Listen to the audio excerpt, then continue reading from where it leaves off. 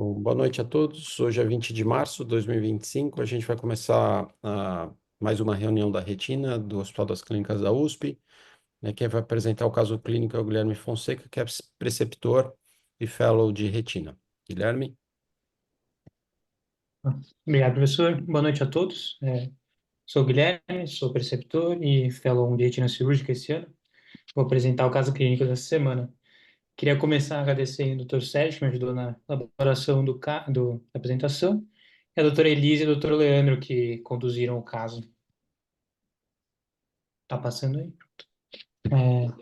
Então, Tá. caso de hoje... Oi? Alguém falou alguma coisa?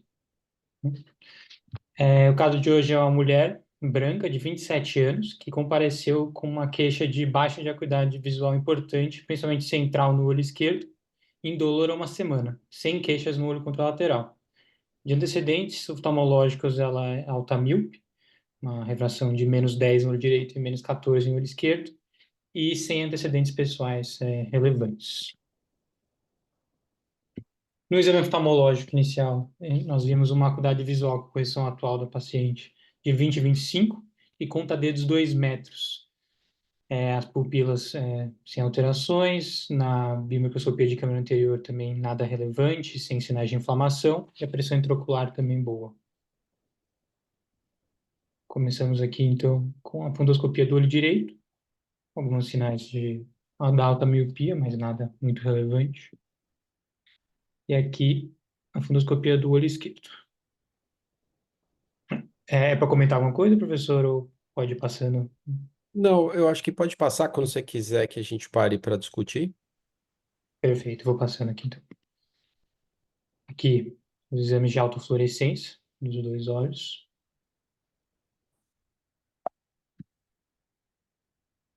Aqui também já foi feito uma angioflúor da paciente. O OCT do olho direito, macular. E aqui, cortes do OCT do olho esquerdo. Então, nossa paciente, então, mulher de 27 anos, alta míope, baixa acuidade visual central no olho esquerdo há uma semana, contados 2 metros, com esses exames. Queria abrir agora para a discussão de pós-diagnósticas e como vocês conduziriam esse caso. Perfeito. Então, uma visão bem baixa numa paciente alta míope de 27 anos, com essa avaliação multimodal. Quais são os diagnósticos mais prováveis aqui? Então, Tereza, Jorge, André.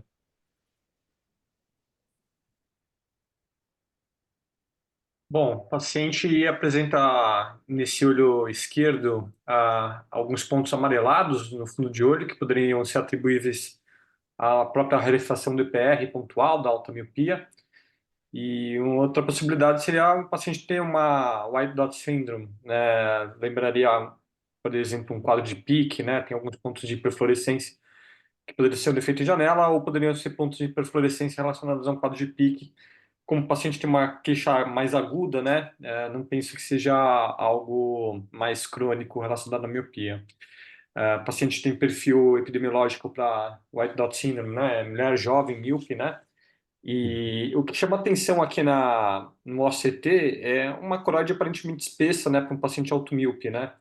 A gente esperaria uma coroide bem afilada, né? E a gente vê que na região da fóvea, perifóvea, a coroide é bem espessada, né?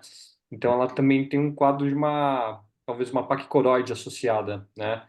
Então eu acho que os diferenciais seriam esses, uma White Dot Syndrome, encaixaria com pique, ou um quadro de uma paquicoroide aí manifestando com uma alteração mais aguda, uma epiteliopatia paquicoroide.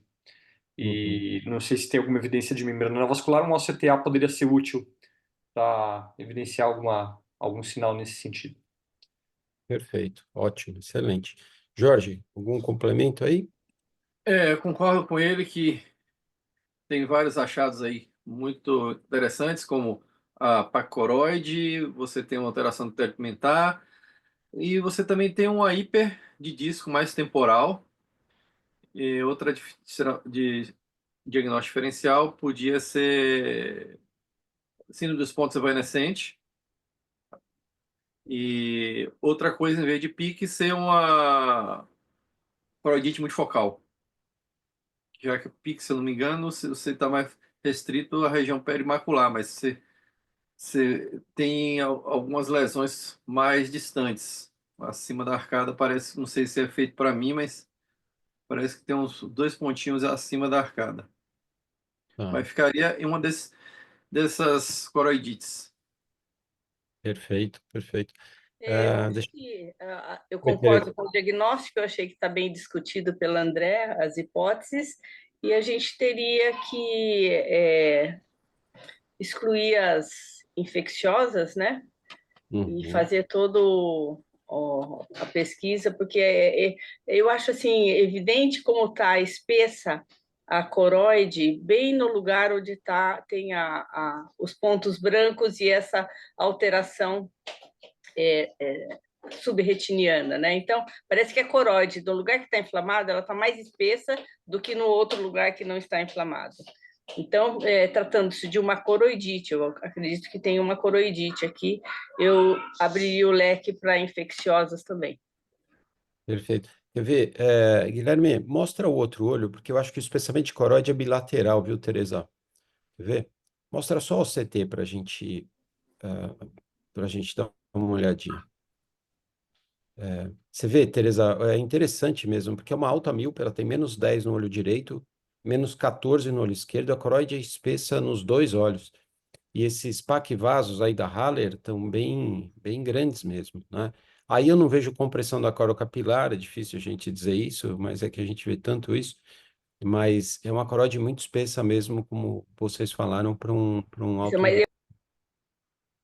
Quer ver? Vamos ver no esquerdo agora. no Coloca de novo. OCT do olho esquerdo, eu achei que a textura da coroide está bem diferente em relação às lesões subretinianas. A textura da coroide é diferente do restante, entendeu? Parece que tem uma alteração das camadas mais profundas em relação à coroa capilar. Ah, então, eu Pode não ser. sei tanta diferença.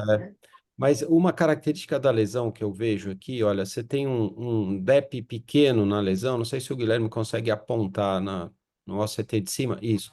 Vocês veem um DEP pequeno, você vê a BRU e logo em cima você vê um DEP, esse DEP ele não é contínuo, parece que tem uma solução de continuidade pequena nele, né, um pontinho, e tem esse material hiperrefletivo subretiniano, né? Ah, isso é sugestivo de membrana vascular. E esboça até um Pitchfork sign, né? Sim, sim. E Esboça. agora, em todos os OCTs, eu achei que tem celularidade no vítreo também, né? Poxa, é difícil, Difícil difícil de dizer. dizer. Mas ele não tem, né, Guilherme? Essa Não imagem tem. aqui, bem Não. característica da membrana, que é muito comum em PIC, né? Acho que mais de 30% das PIC você tem associação com membrana, geralmente membrana tipo 2. Isso. São membranas tipo 2. E por isso que você vê que está roto o epitélio, um pouquinho de ruptura, e cresce esse material hiperrefletivo subretiniano, típico de uma membrana tipo 2. É que aqui na época a gente não tem OCTA dessa paciente, a gente tem só depois, né, Guilherme? Mas é um diferencial importante aqui. Eu não sei se a Elisa pode ajudar alguma coisa, se ela viu esse caso, ela quer fazer algum comentário agora. Sérgio, se você me Oi, permitir, eu só... pessoal. Ah, Desculpa, pode falar. não, pode falar, Elisa, eu cortei. Então, esse caso é meu mesmo, apareceu no consultório, uma mulher jovem com essa baixa de visão unilateral. E realmente me chamou a atenção, a doutora Maria Tereza até falou, e nos cortes do ACT na máquina mesmo, a gente podia perceber que havia sim uma ciliaridade no vítreo. E eu pesquisei bastante, assim, o vítreo anterior não estava nada inflamado, só nessa região posterior mesmo. Eu também, a mim me chamou a atenção essa coroide espessa, apesar do outro olho também ter uma coroide um pouquinho mais espessa do que a gente esperaria para essa miopia alta. Mas foi Uhum. basicamente o que vocês comentaram mesmo. Tá, perfeito. André, você quer comentar? Não, é só lembrar assim que não sei ainda se fechou com um quadro de pique, com a membrana vascular, mas nesses quadros de pique, né, você não consegue diferenciar a presença de membrana pela angioflúor, né? Então, tanto uma membrana quanto os pontos de perfluorescência do pique se confundem. Então, o OCTA ele pode ser um recurso bem interessante semiológico para confirmar a presença de uma membrana vascular suspeita. Perfeito. No serviço que eu tava, não tinha OCTA, mas a gente pediu pra ela ir no HC. Aí eu não sei se a gente conseguiu esse exame lá. Eu acho que só depois de tratada, viu, Elisa? É, Mas outro quadro que diferencia é uma alta miopia com aquelas alterações atróficas que a gente vê, puntiformes, é um outro diferencial. Nesses casos, em geral, é difícil de você diferenciar entre pique e as alterações da alta miopia, as atrofias associadas à alta miopia. Em geral, as alterações associadas à automiopia são maiores, são placas maiores, mas talvez no início desse caso fica difícil de diferenciar. E o OCT ajuda muito a diferenciar com esse material hiperrefletivo, sugerindo um pique associado à membrana, né? Muitas vezes a apresentação inicial da PIC é com membrana neovascular. Você tem lesões atróficas, outras vezes você tem membranas associadas a essas lesões, esses DEPs. Depois você aplana e atrofia a membrana regride, você destrói a retina externa, fica difícil de diferenciar se houve membrana formando ou não. Só se houver uma recidiva, em geral tem recidivas, e daí você consegue aí fazer um OCT e fazer o diagnóstico de membrana. Eu acho que todos os diagnósticos diferenciais foram cobertos aqui, né? Então, das white dots, PIC é o diagnóstico mais importante. Coridite multifocal, que é uma variante de, espectro da PIC, né? Mas basicamente a mesma doença. A coridite multifocal afeta mais o Equador, como o Jorge lembrou aqui, eu acho que é pouca envolvimento do Equador. Então fica mais como PIC, doenças infecciosas por causa dessa celularidade no vítreo, que a Teresa chamou a atenção, e a Elisa confirmou, também tem que ser avaliado para fazer um diagnóstico diferencial, né? Eh, então, Guilherme, você quer seguir e a gente discutir no final? Claro.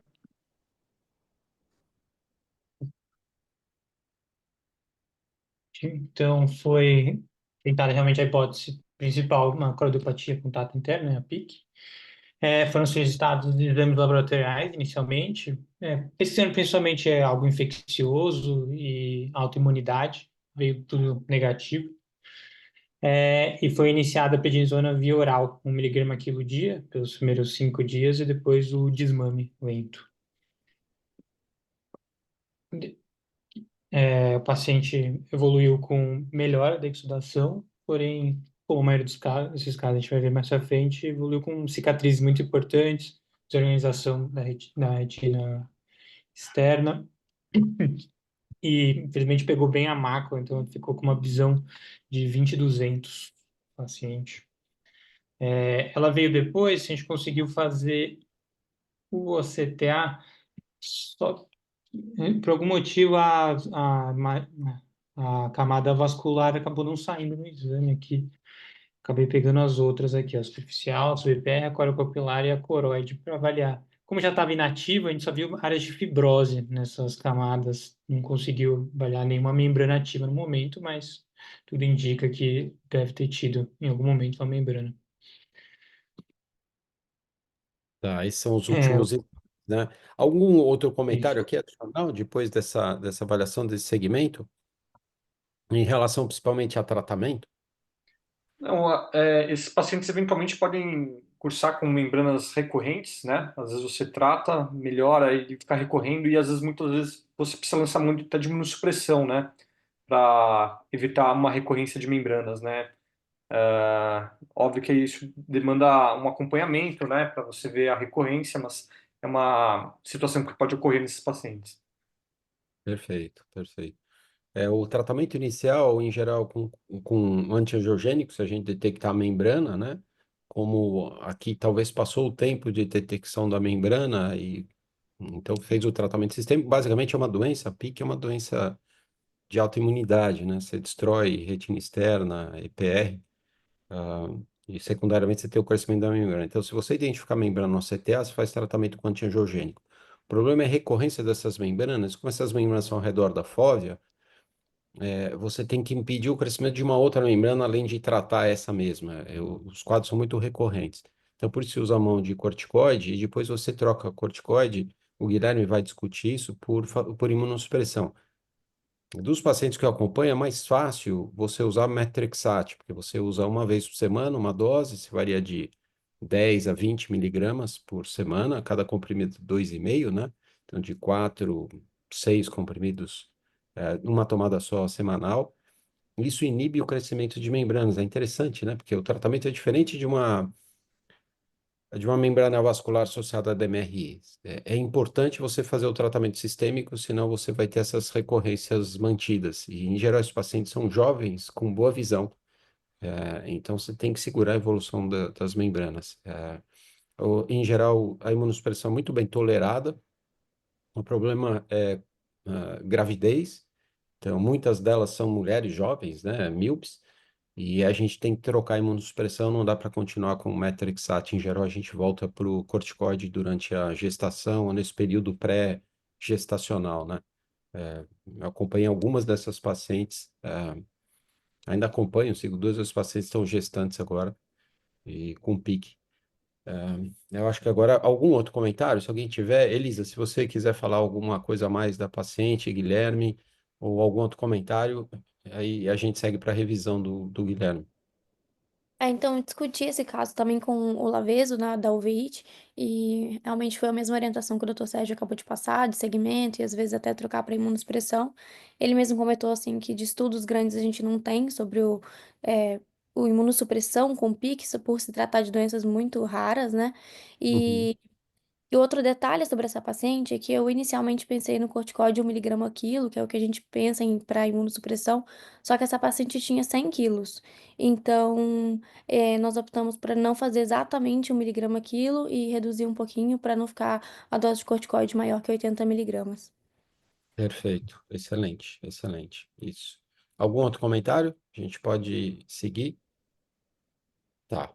Então, Guilherme, se algum outro comentário de alguém que não tiver com o microfone aberto, é só escrever aqui e eu leio, tá? O texto, tá bom? No chat. Guilherme, você quer fazer a revisão, então? Bom, vamos lá. Então, vamos fazer uma breve revisão de literatura de PIC, um pouquinho aqui para a gente. É uma doença inflamatória idiopática da coroide. Ela foi descrita a primeira vez em 1934. Ela chegou com um diagnóstico diferencial de várias doenças. A gente já comentou muitas aqui durante a reunião, mas naquela época era principalmente a pteriopatia pigmentar placoide multifocal posterior aguda, alguns casos de arada, BC, degeneração miópica, MILDS, entre outros casos. Ela não tem uma etiologia definida, ela muito provavelmente associada à tumor-idade, tem uma sociabilidade genética poligênica importante, eles interrogam o gene HLA-DR2, é muito associada às crises, né, desencadeadas por episódios de estresse, como infecções, imunizações pós-vacina. É possivelmente uma variante da coroidite multifocal hipomoveit, uma forma de degeneração miópica limitada. As principais populações são mulheres de 18 a 40 anos e pacientes míopes. Estava até discutindo com o Dr. Sérgio que alguns lugares falam que é altas míopes, mas isso também pode ser um pouco diferencial justamente com essa membrana miópica que a gente comentou. A apresentação clínica são lesões branco-amareladas em polo posterior. A maioria delas evolui em algum momento para bilateralidade, porém assimétricas. Elas pegam principalmente a coroide interna e EPR. A maioria não tem vitreite, nossa paciente tinha uma vitreite posterior discreta. Elas progridem para cicatrizes atróficas e acometendo a retina externa. E aí varia bastante com a doença rara, os estudos não são muito concretos. De 40% a 65% dos pacientes, eles conseguem identificar ali claramente a membrana neovascular. Passando um pouquinho para a análise multimodal, a Angioflúor, como o próprio Dr. André falou, nesses casos agudos, às vezes não consegue pegar muito ali a membrana, mas o que a gente vê é uma hipofluorescência precoce. Em lesões agudas, a gente vê um líquido e um staining tardio, associado principalmente a membranas vasculares de coroide e também de edema. E também, com as lesões mais avançadas, a gente vê um defeito em janela. Na endocianina, são lesões hipofluorescentes na fase média, mostrando hipoperfusão coroidal. Existem algumas lesões subclínicas que às vezes a gente não consegue pegar no nosso exame, mas a endocianina é boa justamente para identificá-las. E pontos de fluorescência também são observados, mostrando uma vasculite associada. falando um pouquinho do OCT, do OCTA.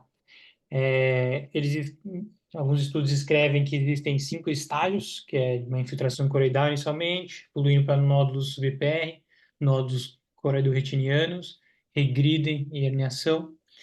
A gente vê uma elevação hiperreflexiva do EPR, né, do DEPS que o doutor Sérgio estava comentando, com disrupção do segmento interno e externo dos fotoreceptores, neovascularização de poroide, que são as lesões mais altas, largas e com maior volume, e a disrupção da zona elipsoide da retina externa. O EDI é uma ferramenta importante para a gente, que a gente pode ver um aumento da espessura coroidal associada a maioria dos pacientes, então mesmo os pacientes altos míopes, a gente vê uma coroide mais espessada do que a gente espera para esses pacientes. E o OCTA é importante para avaliação de neovascularização, principalmente coroidal.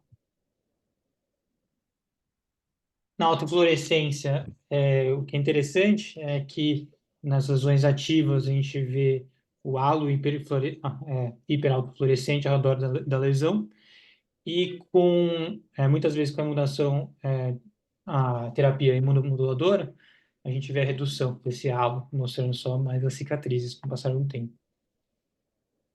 O tratamento, em geral, a gente sempre começa com o corticoide sistêmico, na maioria dos pacientes, 1 miligrama quilo, por exemplo, nesse caso a gente acabou fazendo menos, e o desmame após. Os casos de recorrência, a gente gosta de fazer a imunoterapia, com principalmente methotrexato e miclofenolato. O Dr. Sérgio estava comentando, o methotrexato, o SPADE, a gente preconiza usar entre 10 e 15 miligramas por semana inicialmente, podendo aumentar ali até 20 miligramas por semana. Outras modalidades sirolimus e o tefero B20, B1A. No caso de identificação de membrana neovascular, podemos entrar com anti-VEGF. Pacientes que não podem fazer tratamento sistêmico, por exemplo, um paciente que está uma gravidez, como mencionado, ou um paciente já imunodeprimido, você pode fazer o corticoide intravítrea. E também tem alguns relatos de uso de PDT, a uso limitado, com a melhora inicial, mas a longo prazo não tem diferença com os outros tratamentos. Essas foram as referências. Muito obrigado. Perfeito, Guilherme. Obrigado pela apresentação, caso excelente. A gente tem que ficar sempre de olho nesses casos suspeitos de pique para ver membrana. E ainda bem que ela não tinha nada no outro olho. É difícil de a gente saber a correlação dessa coroide mais espessa com essa manifestação do pique. Em geral, a gente não vê isso, né? Então, talvez ela tenha uma anomalia anatômica que predisponha ela a ter essa congestão de coroide. E é difícil a gente saber se isso tem correlação com o agravamento do quadro de pique que ela também manifesta, né? Isso não tem, eu acho que não tem na literatura essa correlação, tá? Mas é isso, eu não sei se alguém quiser fazer algum comentário. Eu agradeço a Elisa também por ter compartilhado o caso dela. E muito bom, parabéns, Guilherme, excelente. Algum comentário a mais, mesmo fora do ponto aqui, é só escrever aqui, tá? Agora a gente vai para a imagem da semana. O Daniel Amotti, que é fellow, segundo ano, vai apresentar a imagem. Amotti, boa noite. Tá sem o áudio, Amotti. Estão me ouvindo? Agora sim. Um momentinho. Oi, boa noite a todos. Meu nome é Daniel Motti. Hoje eu vou apresentar a imagem da semana e queria agradecer ao professor Sérgio Pimentel. A imagem da semana, dessa semana, é desse paciente que está em midríase farmacológica e ele está apresentando essa imagem. Queria saber se alguém sabe já o que é isso e qual é o possível diagnóstico desse paciente. Ótimo. Então aí, quem se arrisca a dar o diagnóstico dessa imagem do Amotti? Implante de VEGF, Lucentes, esqueci o nome agora, comercial. PDS. PDS. Então, não é um PDS, poderia ser. O PDS está em desuso, né? Que teve Muito Fazendo publicação. oftalmite, hemorragia no começo, da empresa, putz, eles revisaram o conteúdo, mas não é o PDS. Então, o PDS é um carregamento que você faz de antiangiogênico, fica suturado na esclera. E aí ele vai Outro, liberando continuamente antiangiogênico. No caso, o ranibizumab, que ele foi testado, né? Desculpa, alguém falou? Jorge, você tinha falado? desculpa, tem outro implante que foi aprovado pelo FDA essa semana, é o implante para Mactel 2, que é o CN, é, PF. CNP, não, peraí, CNTF. TF. NTF. Isso, boa, boa. E o Gustavo Sacuno tinha escrito também CNTF para. Alguém sabe o nome dele, comercial? Eu lhe acho em 2 minutos. Eu estou tentando lembrar aqui que não decorei ainda. Ele chama Incelta, Encelta. Celta, isso. É o NT501. NT501. E o Omote vai dissecar tudo isso. Então, isso é um implante com células que produzem continuamente CNTF, né, que é um fator de proteção para a retina e que funcionou para esses pacientes em fase 3 para. Não sei o custo hoje, o Gilberto está perguntando, porque não é liberado aqui no Brasil. Ele foi recém-liberado nos Estados Unidos, ele ainda não está sendo usado, vai começar a ser usado nos Estados Unidos, acho que em junho, que ele vai ser Não foi liberado. precificado ainda. Isso, não Em está precificado, está em Celton, preço.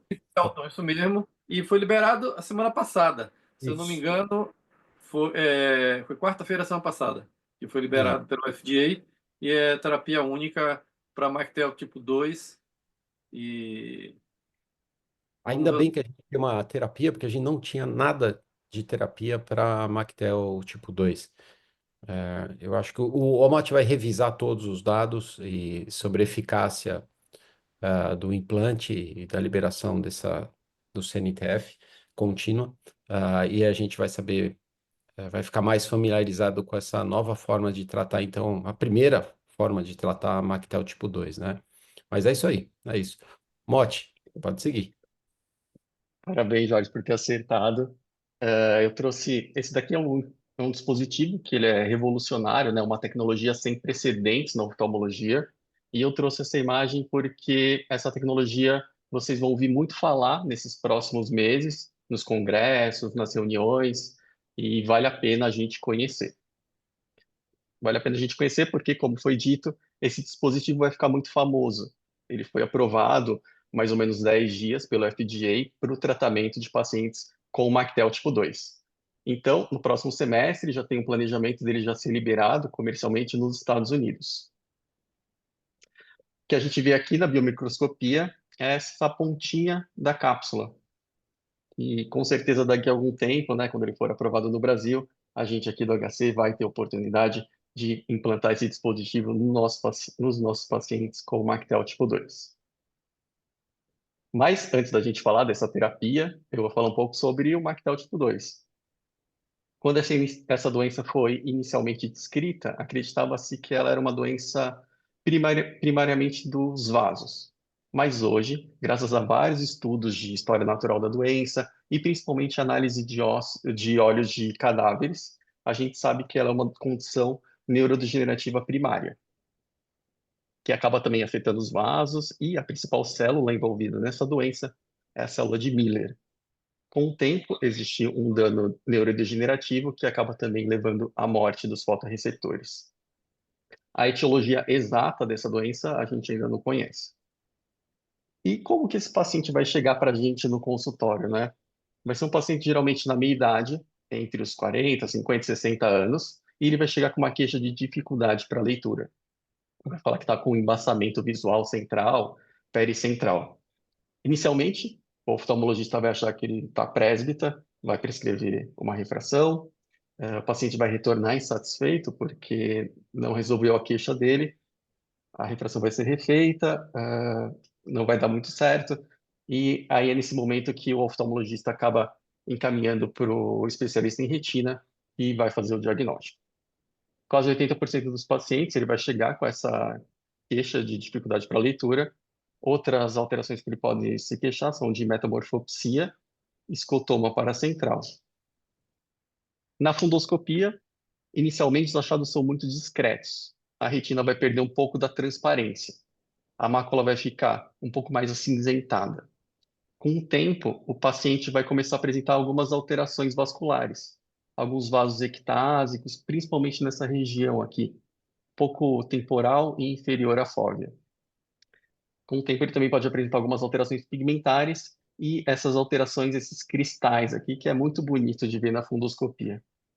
No começo é bem difícil da gente perceber essas alterações iniciais, mas aqui no nosso ambulatório, né, como a gente vê muito paciente com Mactel, a gente acaba ficando muito habituado em encontrar esses sinais. Geralmente também as lesões são bilaterais, podem ser mais assimétricas e no início pode parecer mais só em um olho, mas geralmente evoluem para os dois olhos. Um exame interessante nos pacientes com Mactel é a angiofluorescenografia, onde a gente vai observar esse vazamento, essa hiperfluorescência difusa aqui, esse staining tardio, e as lesões vão se concentrar principalmente nessa região temporal inferior à fóvea, vazamento capilar. Outro exame muito interessante para a gente investigar, para a gente solicitar para um paciente com suspeita de Mactel, é o OCT. Inicialmente, os achados são bem frustros também, mas o paciente pode apresentar uma assimetria da fóvea, principalmente nessa região temporal, e uma hiperrefletividade das camadas internas da retina, principalmente também nessa região temporal.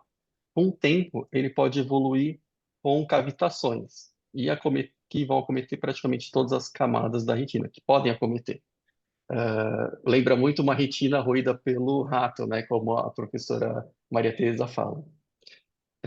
Com o tempo, as lesões progridem e levam à morte dos fotorreceptores. São evidenciados pela essa disrupção da zona elipsoide. Existe um provável componente genético nessa doença. Vários artigos relatam que famílias apresentam vários integrantes com Mactel, mães e filhos, pais. E uma coisa muito interessante é que em gêmeos monozigóticos, geralmente quando um tem, o outro também tem. Então, provavelmente tem uma relação. Alguns estudos de associação, como o GWAS, para Mactel, mostraram que existem vários genes envolvidos nessa doença e que existe uma provável relação com o metabolismo da serina. Uma coisa que os pacientes sempre perguntam é: o meu filho pode ter herdado também essa doença? Pode herdar essa doença? Infelizmente, hoje é uma coisa que a gente ainda não pode dizer. A gente não sabe. Hoje a gente tem um conhecimento bem amplo de Mactel. Todo mundo praticamente conhece essa doença, mas nem sempre foi assim. O Guess descreveu essa doença em 77. E aqui nesse gráfico de publicações sobre Mactel, a gente percebe que desde 77 houve um platô aqui, um vazio. Ninguém publicava nada sobre isso. Foi só em 2005, há 20 anos atrás, com a iniciativa do Mactel Project, que inclusive renomeou a doença para Mactel, que a coisa começou a deslanchar e vários centros começaram a publicar sobre essa doença. O Mactel Project, para quem não sabe, foi uma iniciativa dessa família de bilionários da Austrália.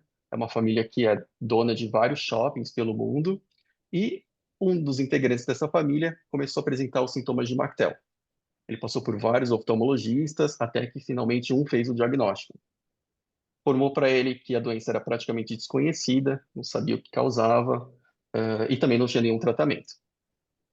Ele ficou muito triste, né, com essa informação e resolveu juntar a família dele para para investir uma fortuna nesse projeto. Chamaram grandes cientistas, grandes pesquisadores de todas as áreas e grandes mentes da retina para ajudar. Emily Schill, Alan Bird, Alec Metz. E hoje existe uma colaboração global com mais de 50 centros envolvidos na pesquisa do Mactel Project. O projeto inicialmente caracterizou a doença com grandes coortes, estudos de história natural da doença, pesquisou os fatores de risco para Mactel e também a patogênese da doença, com um programa que estimulava a doação de óleos. Ele também desenvolveu um sistema para classificar Mactel. Então, nesses 20 anos, houve um grande avanço nessa doença e isso possibilitou o desenvolvimento de vários trials também. Para a forma não proliferativa, tentou-se de tudo, né? Vitrectomia com peeling, que parece uma ideia ruim, né? Onde você vai tirar um pedacinho da célula de Miller. Não deu certo. Foi tentado laser também, não foi muito bom. PDT foi usado também. E a injeção de antiangiogênico para forma não proliferativa não foi tão efetivo. Até que surgiu essa molécula, que é o fator neurotrófico ciliar, que é uma citocina da família do IL-6 e age como se fosse um elixir para as células da retina, depois que elas sofrem algum dano. Ele ajuda na regeneração de algumas partes das células ganglionares, protege os fotorreceptores, o EPR, de alguns danos e também ajuda a ativar as células de Miller quando a retina está em sofrimento. Então, de modo geral, essa molécula faz uma neuroproteção de várias células da retina, inclusive dos fotorreceptores. Mais de 10 modelos animais foram utilizados em pesquisas com esse fator neurotrófico para investigar a parte retiniana, modelos em cachorro, gato, camundongo, ratos, e todos mostraram que existe um fator benéfico e protetor dos fotorreceptores quando se utiliza o fator neurotrófico ciliar. Nos humanos, então, essa molécula começou a ser testada para muitas doenças, em glaucoma de ângulo aberto, para diversas doenças, distrofias hereditárias da retina e também para telangiectasia macular tipo 2. Um dos grandes problemas dos cientistas foi como entregar essa molécula para a retina. Inicialmente pensaram em injeção intravítrea, mas em modelos animais foi observado que essa molécula tinha uma meia-vida muito curta. Então, o ser humano precisaria injetar isso aí quase que toda semana, uma coisa inviável. Outra alternativa que foi tentada foi o uso de terapia gênica, mas houveram vários problemas quanto à imunogenicidade do vetor viral, o efeito da expressão, que pode ser bem transitório, e uma dificuldade para controlar os níveis exatos da produção de fator neurotrófico na retina.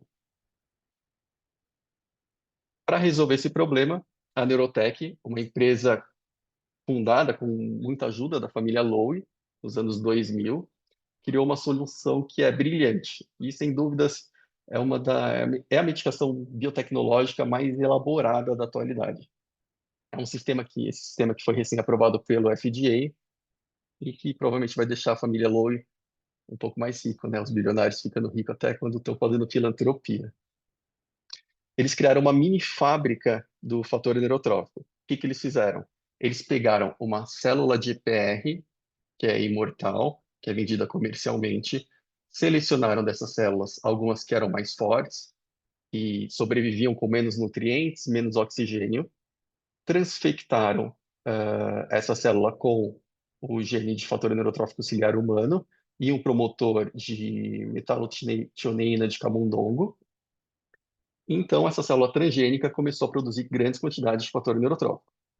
Então, eles criaram essa mini fábrica, e aí o que a gente faz? A gente coloca essa célula direto no olho? Parece uma ideia ruim, porque essa célula vai ser trucidada, né, pelo nosso sistema imunológico. Para driblar esse problema, eles colocaram essa célula dentro de uma cápsula, uma espécie de uma gaiolinha, que protege o EPR do sistema imunológico, mas permite que o fator neurotrófico saia da cápsula e também que o EPR receba oxigênio e nutrientes. Aqui tem um desenho, né, dessa cápsula, que tem essa membrana semipermeável, com poros de 15 nanômetros, e todas essas células produzem mais ou menos 20 nanogramas de fator neurotrófico por dia. Olhando assim, parece até uma coisa ok, né? Mas se a gente parar para pensar, é uma terapia celular, com células transgênicas encapsuladas num sistema muito elaborado. Envolve milhares de processos tecnológicos para a fabricação dessa cápsula. E é muito impressionante a gente pensar o quão longe chegou a biotecnologia. Há 70 anos a gente não sabia nem a estrutura do DNA, e hoje a gente tem esse tipo de sistema. O tamanho da cápsula é de mais ou menos um grão de grão de arroz, com 6,5 milímetros. Comercialmente ele vai vir nesse potinho, que preso essa garrinha, e a técnica cirúrgica para o cirurgião de retina vai ser muito tranquila. Inicialmente, eles começam secando a conjuntiva. Depois ele vai fazer uma medida a 3,75 milímetros do limbo. Vai entrar com uma faquinha, fazendo uma abertura de mais ou menos 2 milímetros. Vai implantar a cápsula com... inicialmente ele vai pegar um prolene, vai passar pela alcinha da cápsula para ancorar ela na esclera. A gente vê que ele está aqui agarrado na garrinha, porque isso permite com que a cápsula fique presa na esclera e também, posteriormente, se houver algum problema e ela precisar ser removida, a técnica para remoção também é muito tranquila. Ele vai apertar com forceps a garrinha, liberando a cápsula, e depois vai fazer a sutura da esclerotomia e da conjuntiva.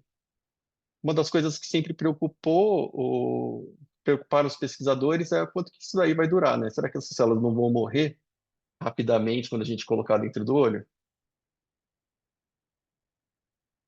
Alguns dispositivos retirados de pacientes, esse daqui depois de quase 15 anos, né, implantado em um paciente, mostrou que não. Aqui a cápsula praticamente intacta. A gente não vê nenhum tecido aderido na cápsula. Aqui nesses cortes de histologia, a gente vê que as células também permanecem muito íntegras, aqui depois de 14 anos, e produzindo bastante fator neurotrófico ciliar. Então, é um implante que vai durar eternamente, talvez. Tendo em vista todos esses benefícios, né, foram feitos os estudos fase 1 e 2 com essa cápsula, e esses estudos mostraram que essa tecnologia foi muito bem tolerada pelos pacientes, e eles apresentavam ganhos clínicos muito evidentes. Principais efeitos colaterais da terapia foram relacionados ao procedimento cirúrgico, como hemorragia de conjuntiva, sensação de corpo estranho, dor ocular, mas alguns foram mais duradouros, como miose e uma dificuldade para adaptação ao escuro. Outro também que foi importante foi a incidência de catarata. Foi realizado fase 3, com 2 estudos gêmeos, o protocolo A e o protocolo B. No protocolo A foram 115 participantes e no protocolo B foram 113. A randomização foi 1:1 e eles seguiram esses pacientes por 2 anos. Foram 47 centros envolvidos nesse ensaio clínico.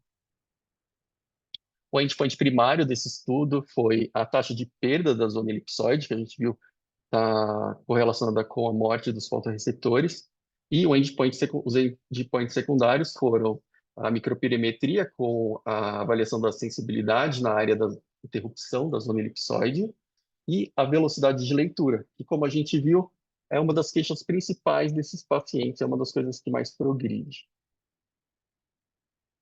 No protocolo A, foi observada uma redução da degeneração de 56% e no protocolo B de quase 30% em 2 anos. Na avaliação do endpoint secundário, a sensibilidade da retina foi mais preservada nos pacientes que receberam o dispositivo em comparação com o placebo no protocolo A, e a velocidade de leitura foi mais preservada, tanto no protocolo A quanto no protocolo B. Então, com esse sucesso do estudo fase 3, o FDA aprovou essa medicação e ele vai receber esse nome, que é Incelta. Então, para finalizar, eu trouxe essa linha do tempo de MacTel, desde a descoberta, da caracterização da doença até a aprovação pelo FDA do Incelto. E eu acho, aqui a gente vê em 77, né, como quando o Guess escreveu a doença, que houve esse vácuo de conhecimento, até que em 2004 os Lowy investiram bastante dinheiro e chamaram grandes personalidades, como aqui nessa foto do primeiro simpósio de MacTel da família Lowy. A gente tem o Guess, a filha dele, o Iannuzzi, Emily Schill. Então foram pessoas muito importantes que eles chamaram para tocar esse projeto. Em 2005 teve o início do estudo de história natural de MacTel. Em 2010 eles publicaram a caracterização desses pacientes, e também em 2010 teve um paper bem importante para essa doença, onde eles caracterizaram a perda das células de Miller em pacientes com MacTel. Em 2011 teve a fase 1, 2014 iniciou a fase 2, 2017 teve aquele estudo do GWAS. Em 2019, aquele paper falava sobre a serina, que estava envolvida também no Mactel. Em 2022, terminou fase 3. Houve um paper importante também da classificação de Mactel. E em 2025, agora, a aprovação pelo FDA dessa primeira medicação para essa doença. Então, eu acho essa história do Mactel uma história muito bonita, né? Uma das histórias mais bonitas da retina aí para uma doença, e reforça para a gente a importância de um bom financiamento das pesquisas e principalmente a importância de colocar dinheiro na mão de pessoas capacitadas que vão realizar um programa robusto, integrado. E no futuro, eu acredito que essa plataforma vai poder ser utilizada para praticamente para muitas doenças retinianas, né? Quais doenças retinianas não precisam de um fator neuroprotetor para os fotorreceptores? Muitas doenças, né? Então, queria agradecer a atenção de todos. Então, obrigado. Parabéns, Moti. O Incelto vai ter resultados muito benéficos para a telangiectasia macular tipo 2. Você apresentou essa história de um jeito super bacana. Parabéns, tá? Muito Obrigado. boa apresentação. Parabéns, Daniel. Muito, muito legal. Tem fase 2 para atrofia geográfica com o CNTF, mas sem resultado bom. Interessante, né? Porque ele funciona para algumas patologias e não funciona para outras. Então, para o Mactel tipo 2 tem um resultado bom, para atrofia geográfica não, e eu acho que retinose pigmentar também tem estudo fase 1 e 2 também sem resposta tão boa. E até tá, como você disse no começo, tem tratamento, estão usando em glaucoma, né? Para preservar a célula ganglionar. Interessante. Então, bom, a gente vai ouvir falar bastante ainda. Família Tomara que a Low, gente chegue a implantar isso daí nos pacientes também. sim, sim, Com sim. Não vai certeza vai chegar aqui, acontecer. não vai chegar aqui. Precisa ver o custo disso, mas, né, talvez não beneficie todas as pessoas, mas é um avanço, né, disruptivo, espetacular. Parabéns, Almaty. Parabéns pela Obrigado. apresentação. Excelente, excelente. Só uma coisa da Anjo, nesses pacientes, a gente vê pelo OCT, a gente faz o diagnóstico, mas às vezes a lesão é incipiente, a gente não consegue ver muita cavitação, como o Almaty mostrou no OCT. Se você faz a Anjo, você tem um vazamento, em geral, temporal, justafoveal, sempre simétrico, bilateral, nos pacientes. E esse vazamento é por um aumento de produção de VEGF pelos capilares que estão afetados. Então, você tem capilares telangiectásicos e você vê isso no CTA, e esses capilares, por uma produção, por as células estarem deficientes, aumenta a produção de VEGF. E esses capilares começam a extravasar. Então, por isso você vê na Anjo esse marcador de extravasamento temporal, que mesmo em fases precoces da doença você já tem.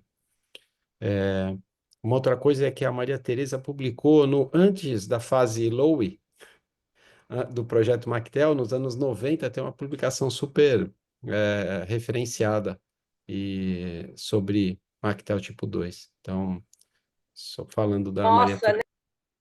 Nossa, eu Ah, participei como coautor, mas você que fez, fez tudo aí, Tereza. Parabéns, tá? Bacana. Então é isso. Parabéns de novo para o Motti, uma super apresentação dele, apresentando então uma medicação nova, vai ser liberado pelo FDA, já está liberado pelo FDA, estão avaliando o preço, estão precificando, como o Motti falou, provavelmente está liberado para uso nos Estados Unidos em junho desse ano. Ótimo. Agora a gente vai passar para a Bianca Porto, que é R2. A Bianca vai apresentar um artigo, e o artigo fala de biomarcadores para degeneração de DMRI, biomarcadores de coroide na DMRI. A Bianca fez um resumo, um artigo longo do survey, não são artigos longos. Ela fez um resumo muito bom do artigo em tabelas, que eu acho que ajuda muito a gente a entender melhor. Então, Bianca, se você quiser compartilhar sua apresentação, Beleza, professor. tá joia. Deixa eu só abrir aqui. Vocês estão conseguindo ver aí? Não conseguindo ver, falta só colocar no modo apresentação agora. Isso, Tá perfeito. certinho aí? Certinho. Beleza. Beleza. Então, boa noite a todos. Meu nome é Bianca, eu sou residente do segundo ano do serviço. E, como o Dr. Sérgio falou, eu vou apresentar hoje uma revisão sistemática sobre biomarcadores coroidais no manejo da DMRI, né? Quais são esses biomarcadores e como eles podem ser úteis nesse manejo clínico. Eu gostaria de agradecer ao Dr. Sérgio pela escolha do artigo e por ajudar a elaborar a apresentação. Bom, então, a coroide ela tem uma função muito importante para a saúde da retina, né? Como a gente sabe, ela tem a função de nutrição e depuração de substâncias e células mortas da camada de fotorreceptores e da retina externa. E qualquer insulto à coroide, seja ele isquêmico, degenerativo, inflamatório, pode exacerbar a progressão da DMRI. Então, tem sido analisados os biomarcadores da coroide, né, na avaliação multimodal, que são potencialmente úteis no manejo clínico, tanto com relação à evolução da doença, à progressão da doença, avaliação de prognóstico e de resposta ao tratamento clínico com anti-VEGF. E o artigo, ele traz para a gente alguns desses biomarcadores, como a espessura da coroide, que é o CHT, índice de vascularidade coroidal, que é o CVI, volume da coroide, que é o CVOL, análise do contorno da coroide e análise da espessura da camada de vasos coroidais. O artigo vai e destrincha cada um deles, que a gente vai começar a partir de agora. Então, a espessura da coroide, que é o CHT, é a medida mais utilizada, né? É a medida vertical entre a membrana de Bru até a interface coroide-escleral, e ela é altamente variável, isso é uma desvantagem dela, né? Então, ela varia durante o dia, geralmente à noite ela é mais espessada, e durante a manhã, por exemplo, ela costuma ser mais afilada. Uma simples desfocagem miópica também pode alterar essa espessura da coroide. Idade também, estipula-se que cerca de 13 micras de afilamento acontecem a cada década. Com relação a gênero também, geralmente a coroide de homens é mais espessa do que das mulheres. Com relação à refração, a gente sabe que alto-míopes têm uma coroide mais afilada e hipermétropes têm a coroide mais espessa. Também varia com a etnia e com a desidratação. E a gente sabe que os valores anormais da espessura da coroide, elas não são específicas da DMRI, né? Então, ela pode acontecer em diversas doenças, tanto oculares como extraoculares. Com relação a como é que a gente esperaria interpretar essa espessura da coroide na DMRI seca, por exemplo. Nos estágios iniciais, né, quando a gente tem drusas pequenas ou drusas duras, você vai ter pouca ou nenhuma mudança nessa espessura, mas a partir do momento que o paciente apresenta drusas moles, drusas grandes, ou uma área com alta densidade de drusas, pseudodrusas, atrofia geográfica, a coroide vai começar a apresentar um afilamento adjacente a essas lesões, geralmente. E as paquidrusas, né, que são o subtipo das drusas, elas têm a característica de se acompanharem com o espessamento da coroide adjacente. Na DMRI úmida, na neovascularização inicial, você vai ter um espessamento, né? A gente aumenta a membrana neovascular, tem uma maior hipermeabilidade, por isso tem um espessamento da coroide. E à medida que vai progredindo essa membrana, você vai ter um processo atrófico e, consequentemente, um afilamento progressivo da coroide. Nos casos de vasculopatia polipoidal da coroide, é bastante variável. Geralmente, você tem áreas isoladas de afilamento que costumam acompanhar as lesões polipoidais, associadas a áreas de congestão coroidal. E na REP, né, que é a nevascularização do tipo 3, você geralmente tem um afilamento da coroide. Com relação ao tratamento com anti-VEGF, né, o que a gente espera encontrar? Foi feito um estudo que o artigo traz, né, com 40 olhos, em que um tinha REP, 16 tinham PCV, né, que é a vasculopatia polipoidal, e 23 tinham DMRI úmida. E aí, esse estudo viu que a espessura da coroide diminuiu de forma significativa durante um ano de segmento, com uma média de 5,8 IVTs de ranibizumab. Mas um outro estudo, que tem um N um pouquinho menor, de 20 olhos, não viu essa redução significativa com o ranibizumab, mas viu uma redução significativa num segmento de 8,4 meses, em que os pacientes tiveram 3 IVTs de faricimab de forma mensal. Então, nessa imagem, a gente consegue ver, nessa imagem A aqui, a espessura normal da coroide, né? Tem esse um pouquinho mais espesso abaixo da fóvea, vai afilando de acordo com à medida que vai distanciando da fóvea. Na imagem B aqui, a gente vê um paciente que tem drusas, tem uma DMI seca, né? Que tem uma redução uma coroide menos espessada abaixo da fóvea, que é ao redor, né? Da região abaixo da fóvea. Aqui na figura C, a gente tem um paciente com REP, e que logo abaixo da lesão aqui da REP, né, você tem uma coroide mais afilada logo abaixo. Nessa figura D aqui, a gente tem um paciente com atrofia geográfica, já com o sinal daquele efeito water effect, né? E na figura E, a gente tem um paciente com DMRI úmida, com um espessamento da coroide logo abaixo da membrana neovascular. Com relação ao CVI, que é o índice de vascularidade coroidal, esse índice é a proporção entre a área luminal, né, em que você tem um potencial de funcionalidade de fluxo, e a área coroidal total, inclusive estroma. Então, é a medida do status vascular coroidal. E tem uma menor variabilidade, que é uma vantagem com relação à espessura macular, né? Na DMRI seca, ele dá insights adicionais nas mudanças estruturais dos vasos da DMRI, e com a progressão você vai tendo uma redução progressiva do CVI, né? Principalmente combinada com depósitos drusenóides. E na atrofia geográfica você tem uma redução bem importante do CVI e que tem relação com o tamanho da zona atrófica. Com relação à DMRI úmida, na membrana do tipo 1, né, aquela abaixo do EPR, ele está reduzido. No tipo 2, está reduzido, especialmente se a membrana espessar ou interromper a coroide subjacente, já que você vai ter um maior extravasamento, então aumenta a área coroidal total. E na membrana do tipo 3, como é uma membrana intrarretiniana, complexo aberrante intrarretiniano, pode não impactar no CVI inicialmente, mas à medida que vai ganhando a coroide, ele vai também diminuindo o CVI. E com relação ao tratamento com anti-VEGF, não foi vista uma relevância, assim, uma significância elucidada para avaliação desse índice no acompanhamento com tratamento, mas mostrou-se uma tendência à redução. Nessa imagem, a gente vê aqui, na imagem A com a B, a gente consegue ver o CVI como um sistema binarizado, né, dos vasos da coroide. Na imagem C com a D, a gente consegue ver um paciente que é do sexo feminino, que tem drusas moles, então tem uma DMRI seca. E na imagem E com F, aí uma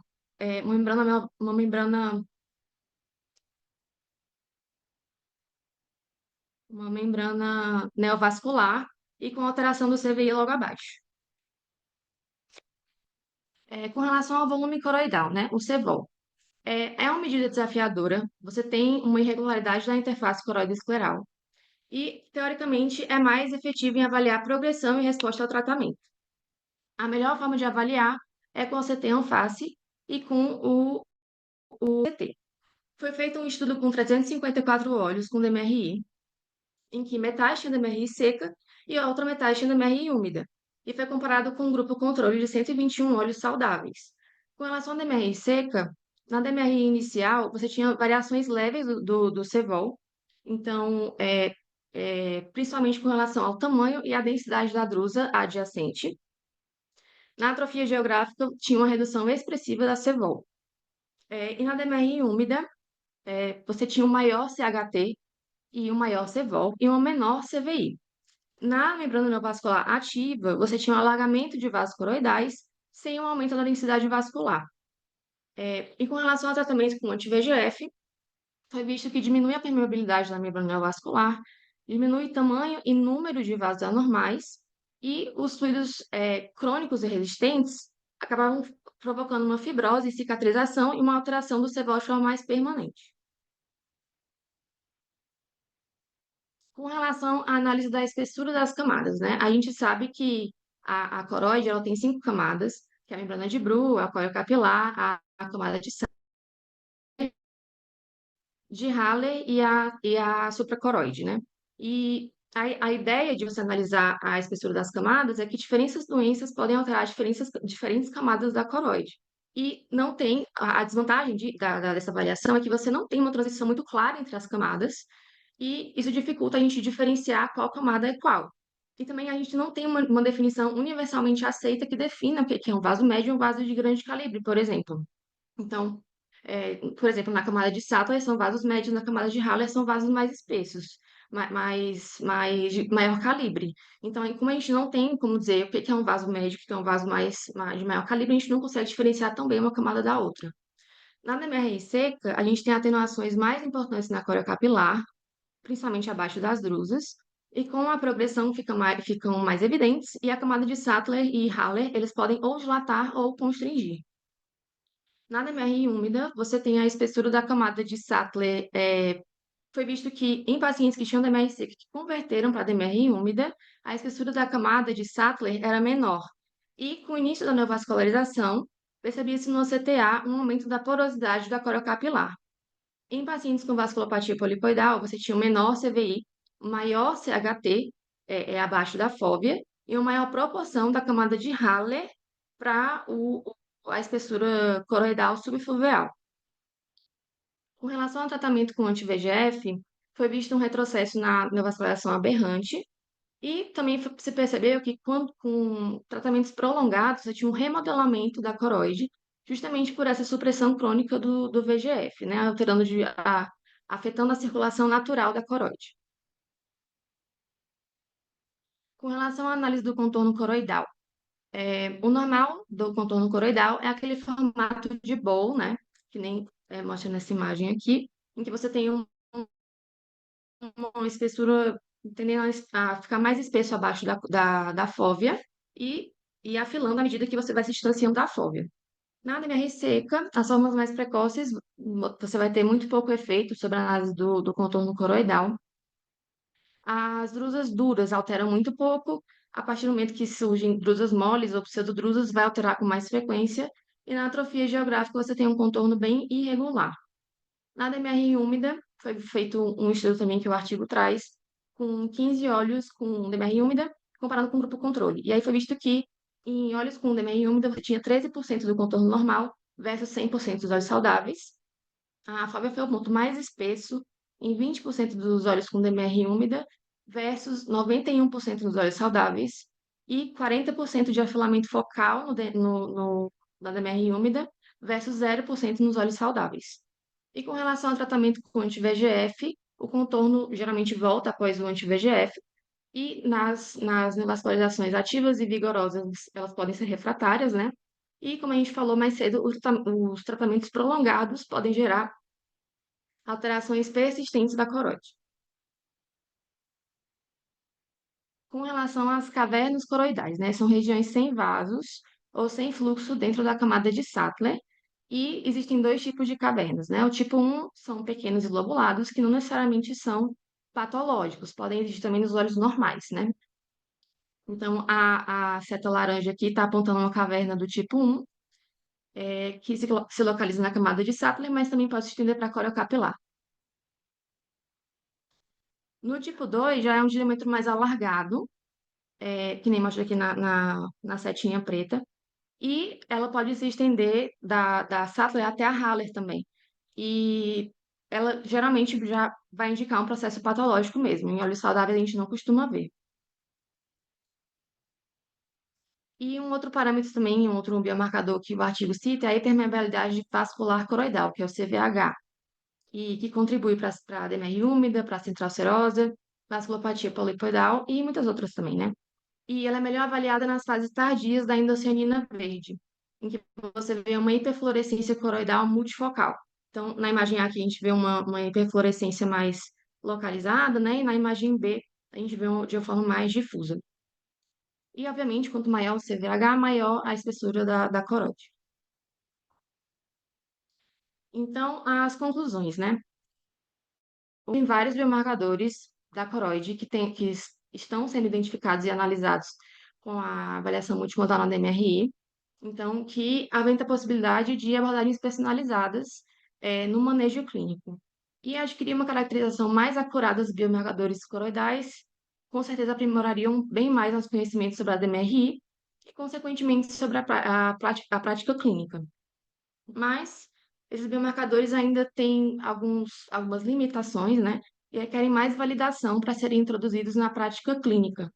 E, dessa forma, providenciando insights para diagnósticos inovadores e intervenções terapêuticas para as doenças coroidais. E é isso, gente. Muito obrigada. Excelente, Bianca, parabéns, tá? Então, quem quiser ler o artigo, não precisa ler o artigo no YouTube, já está super bem feita, resumiu super bem o artigo longo, parabéns, viu, Bianca? O artigo longo é um Obrigada, pouco professor. indigesto até, mas a Bianca resumiu tudo, Então, não são biomarcadores retinianos, mas são biomarcadores de alteração da coroide e degeneração macular.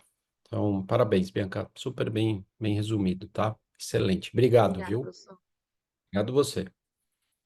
Agora a gente vai passar para o caso cirúrgico. Quem vai apresentar é a Juliana Recchia, que é fellow do 2º ano de retina cirúrgica. Juliana?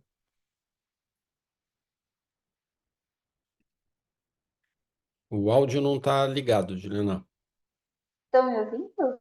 Agora sim, agora tá.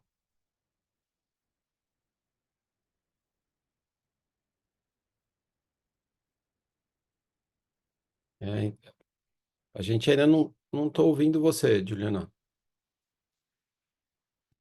Tem que admitir de novo a Juliana para poder ouvir o áudio isso e colocar como. Estão me ouvindo? Agora sim, agora sim. Desculpa. Imagina. Boa noite, eu sou Juliana, sou fellow da retina cirúrgica e vou apresentar aqui o caso cirúrgico da reunião de hoje. Queria começar agradecendo o professor Sérgio Pimentel pelo auxílio na elaboração da apresentação e o Dr. Pedro Braga, que estava comigo na cirurgia. Bom, o nosso caso é de um homem de 43 anos, com uma queixa de baixa de acuidade visual há 3 dias no olho esquerdo. De antecedentes oftalmológicos, é um paciente automíope, de aproximadamente menos 16 dioptria do espelho. Ao exame, ele apresentava uma acuidade visual com correção de 20/32 no olho direito e movimento de mãos no olho esquerdo. Era um paciente fásico e na retinografia de ganho angular a gente observava esse descolamento de retina, principalmente temporal, mácula off, com uma rotura gigante pegando desde ali das 12 horas até a região temporal inferior. Diante desse caso, eu queria abrir para discussão, primeiro, se vocês realizariam a papiloscopação e uma faixa associada à vitrectomia, e quais os cuidados intraoperatórios que vocês teriam nesse caso. Perfeito. Perfeito, Juliana. Então, olha, quem tem para discutir? O Hélio Primiano, a Tereza, o Jorge, o André. E também eu queria ouvir o comentário do pessoal mais novo, da Elisa, da Fernanda. Quem mais tem aqui? O Pedro Braga, que entrou na cirurgia. O Sacuno está aí também. E a Lívia Conce. Se vocês puderem fazer um resumo breve. Então, Jorge, você quer começar? Então, nós temos um paciente de meia idade com rasgão gigante. Então, rasgão gigante já é uma cirurgia bem complicada. Normalmente, atualmente, não tenho colocado faixa. Acho que a faixa não é necessário. Mas, sim, fazer uma vitrectomia bem detalhada da base vítrea, comendo a retina anterior, limpando, porque essa retina anterior, se você deixar, ela vai fibrosar e ela vai causar hipotonia, porque ela vai contrair no corpo ciliar. A borda dessa retina, ela precisa, se ela tiver já um PVR na borda, ela precisa ser limpa, essa borda. Às vezes eu faço alguns microcortes se eu tiver que tirar uma pequena retinotomia dessa borda que está afetada com PVR. Uso do perfil carbono, faço laser. E o mais importante é a troca fluido gasosa. Se você não secar bem a borda, ela vai escorregar, vai ter slippage, e aí você não vai conseguir. Às vezes, muito raramente, você não consegue, e você vai para a troca direta perfil óleo. Mas, na minha prática, isso é muito raramente, porque eu secando muito bem a borda, eu evito o slippage, que é o escorregamento da retina. Com relação a fazer o FACO, sim, se ele tiver algum grauzinho de catarata, eu faria, mas com 43 anos, eu não tiro o cristalino de todo mundo. Tento limpar sem tirar o cristalino. Mas, se eu precisar reoperar esse paciente, provavelmente eu vou tirar o cristalino. E a incidência de PVR é alta nesses pacientes. Com relação ao tamponante, eu gosto de deixar com óleo de silicone, e geralmente eu tiro entre 4 e 6 meses. Acho que eu consegui falar tudo que estava Sim. perguntando aí, né? Perfeito, Jorge. A gente pode, os nomes que eu falei, se quiserem ir entrando na sequência e já comentando. Eu Bom, também, atualmente, eu estou Perfeito. preferindo fazer sem a faixa, e eu acho que na troca é importante. Eu já fiz algumas vezes com o perfluoróleo direto e eu acho que é bem controlável. Vários detalhes são importantes. Eu acho que dá para fazer com o cristalino. Eu já fiz várias vezes com o cristalino sem problemas, mas quando você coloca a faixa, você já tem uma edentação da faixa que ajuda a tirar um pouquinho da base vítrea, né? Mas eu acho que eu faria sem faco e sem faixa. Ótimo. Hélios, quer comentar? Oi, boa noite, Sérgio. Boa noite. Esse, a faixa, para mim, depende de como um paciente que fez uma rasgadura desse tamanho, eu fico preocupado com as outras áreas, né? Então, eu pessoalmente uso a faixa evitando indentar muito, né? Trabalho bem a borda, como o Jorge comentou. O Jorge acho que comentou bastante coisa aí. Nesses pacientes automíopes, eu não vejo necessidade de tirar o cristalino, porque dá para trabalhar bem, né? Geralmente, você pode fazer, muitas vezes, até um pouquinho mais posterior a esclerotomia, para fazer abordagem nesses pacientes. Um míope de 16, se você tiver dúvida se vai fazer abordagem ou não, você pode fazer uma biometria, isso vai te dar um pouquinho mais de segurança, mas deve ter uma biometria, o diâmetro axial deve ser grande, né? Então, eu não faço uma faco nesse paciente de 43 anos, não. Como ele automil fez essa rasgadura, o detalhe da troca é extremamente importante para não ter migração de perfil subretiniano. Esses pacientes são os pacientes que mais têm incidência de perfil subretiniano no pós-operatório, né? São pacientes onde é fácil migrar, às vezes um descuido, mesmo você usando os trocáteres valvulados, às vezes pode ocorrer essa migração num movimento inadvertido do olho, às vezes você está manipulando e então eu tento evitar de ir até a borda e vou trabalhando bastante a retirada do líquido. Num primeiro momento eu não coloco perfluo, não passo na região de onde a retina está descolada, né? Eu deixo mais no segmento posterior e aos poucos eu vou preenchendo, fazendo a troca para tentar tirar o máximo possível de líquido e isso vai fazer ter sucesso de não escorregar. A possibilidade da troca perfluo-óleo, como a Maria Tereza colocou, é uma opção, né? Mas eu tento fazer dessa forma um pouco mais calma, tento não fazer direto. Em geral, esses pacientes eu deixo com óleo de silicone e a posição de cabeça desses pacientes com óleo de silicone, eu não deixo o menisco ficar inferior. Então, eu posiciono de uma forma que o óleo fique posicionando superiormente, né? Pelo menos por um período de 2 semanas. Principalmente para não formar aquele menisco de células e proliferação de células de epitélio pigmentado que vai culminar com o aparecimento do PVR, né? Acho que a posição de cabeça nesses pacientes é extremamente importante também, tá? Mas acho que basicamente é isso, acho que está sendo bem discutido. Acho que eu podia Hélio, que era isso. faixa você usa? Você usa a faixa fininha 240 ou você usa uma faixa mais larga quando você usa a faixa 40 ou 42? Eu uso uma faixa mais larga, um pouquinho mais larga. A 40 ou a 42, é isso, né? Isso, até 42 eu uso geralmente. 42. Tá, perfeito. E até Ótimo. não me preocupo tanto com uma introflexão tão grande, é mais para. Automiopia, sim. Em rupturas gigantes, concordo. Por causa do slippage, talvez seja uma... Posso fazer mais um? Alguém... Pode, Jorge? Isso. Uma coisa bem interessante que o Coelho mencionou aí é o problema da alta miopia.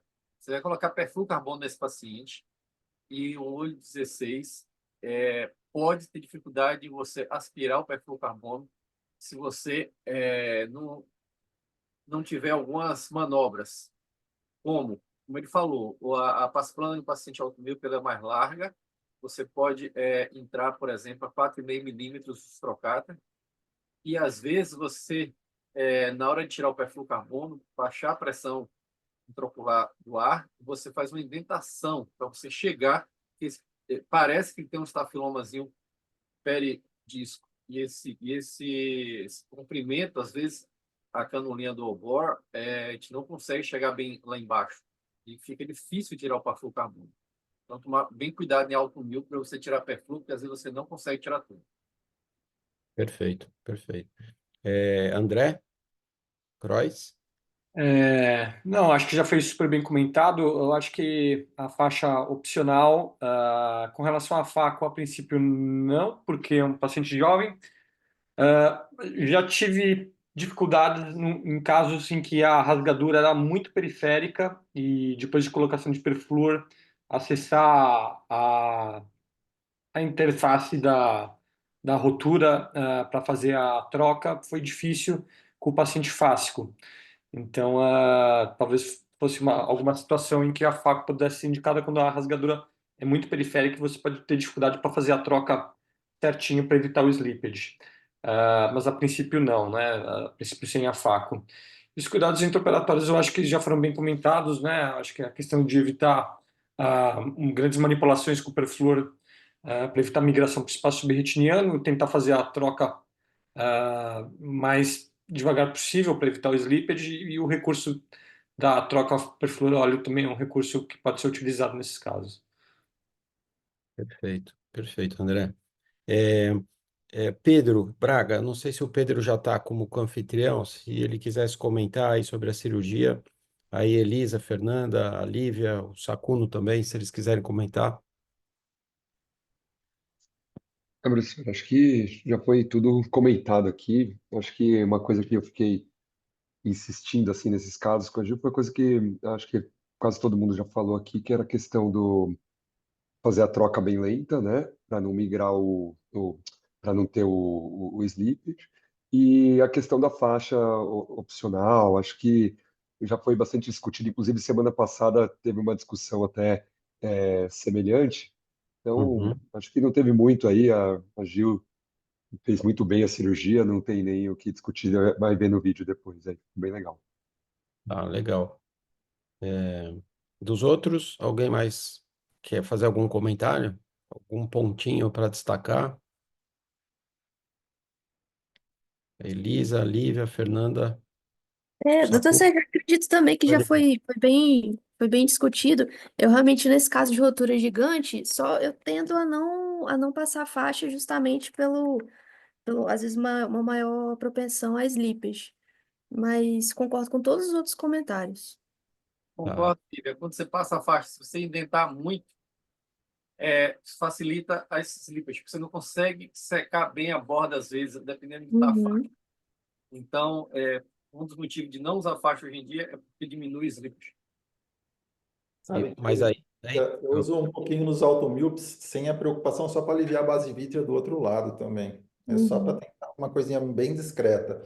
Isso só no automilp. Às vezes, diálise em pacientes que não têm alta miopia, eu não me preocuparia tanto, mas nesse uhum, perfil de paciente eu uso. eu acho que a faixa protegeria duas coisas aí. Eu acho que as patologias de adesão vitreoretiniana periféricas em outros setores da retina e, uhum, eventualmente, formação de PVR inferior. Mesmo com a mudança de posição de cabeça que o Hélio falou, a tendência gravitacional é você migrar a EPR, que tem uma exposição enorme de EPR pela rotura, se depositar na retina inferior, fazer um PVR inferior. O buccal vai evitar a introflexão, vai evitar que você vai fazer uma introflexão leve? Não, mas casos mais brandos pode ajudar uma recidiva, sabe?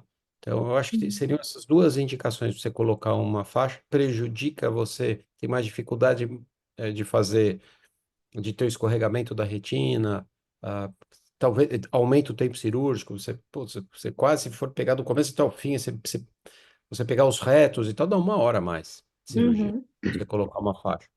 Só dando 4 pontos nos quadrantes, é uma coisa mais cansativa.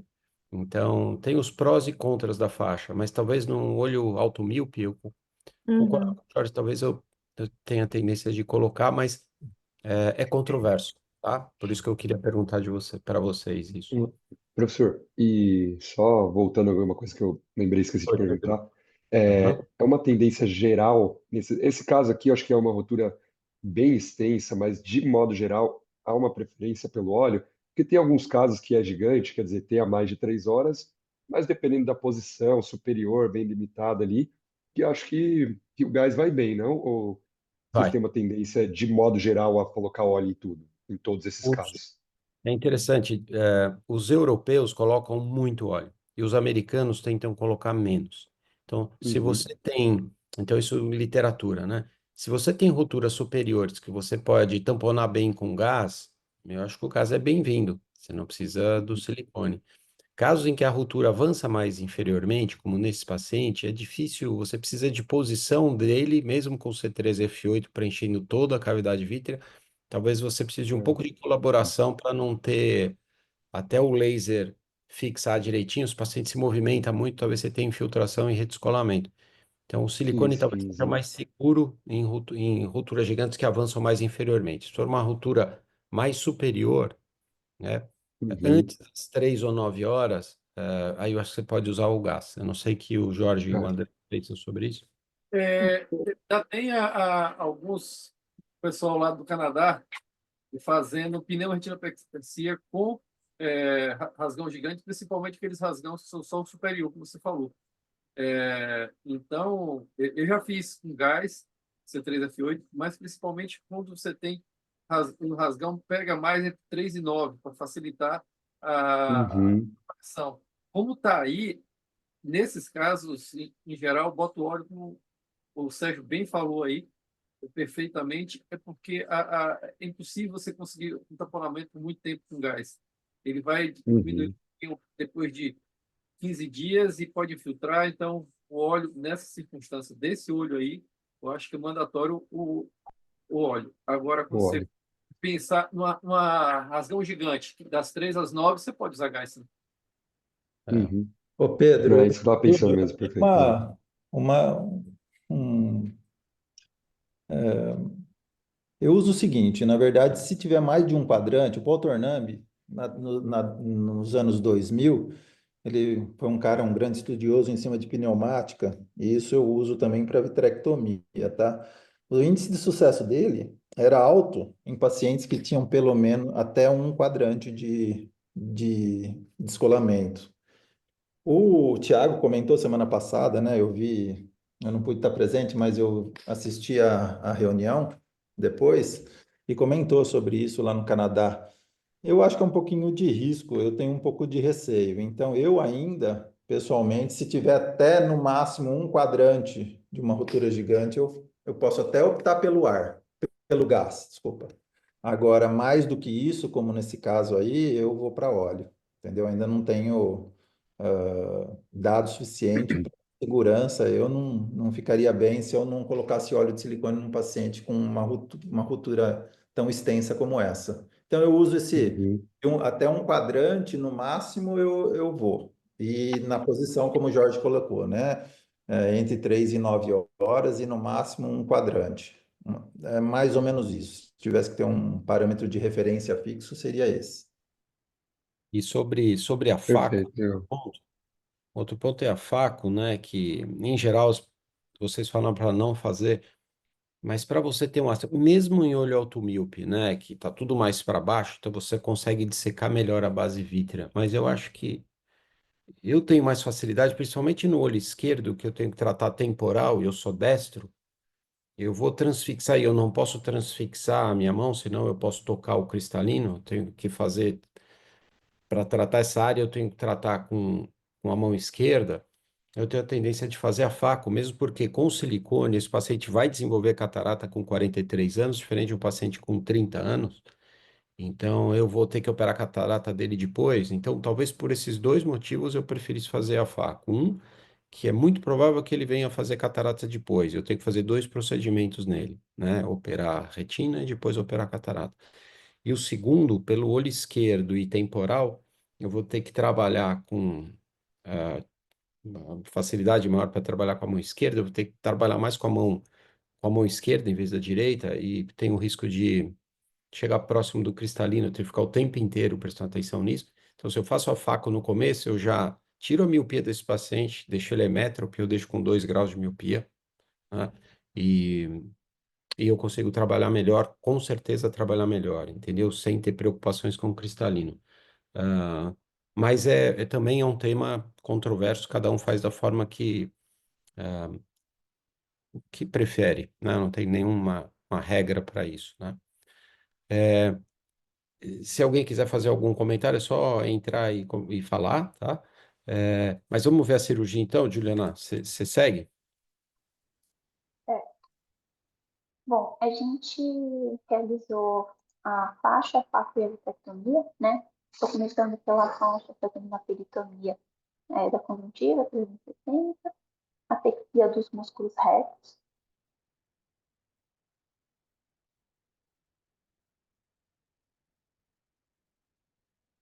a passagem da faixa. Aqui na HC a gente só tem essa faixa mais fininha, né?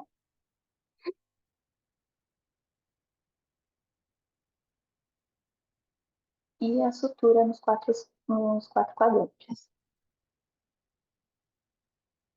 Passamos aqui para a facoemulsificação, que ocorreu sem intercorrências.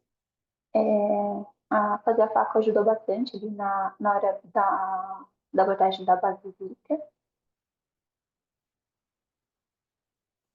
E agora partindo para a vitrectomia, começando com o core vítreo.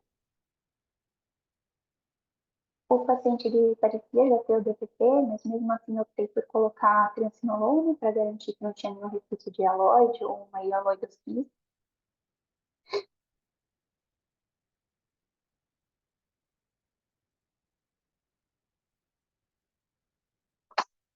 Coloquei o perfluorocarbono para já tentar rebater essa retina, né, e reposicionar ela.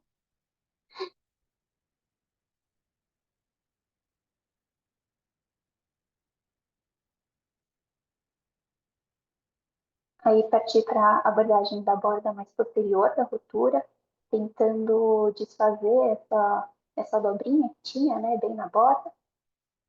Mas nas regiões que eu não consegui desfazer, eu acabei comendo ali, bem pouquinho, a bordinha.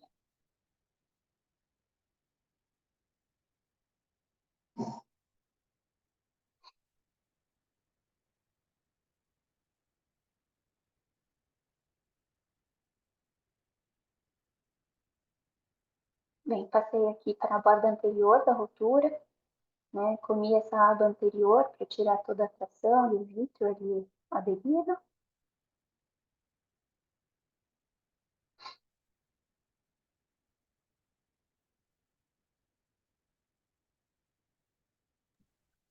Aí você podia ter comido tudo, né? Na parte, até para não tracionar a parte que está mais próxima à retina mais anterior, a parte da rotura mais anterior.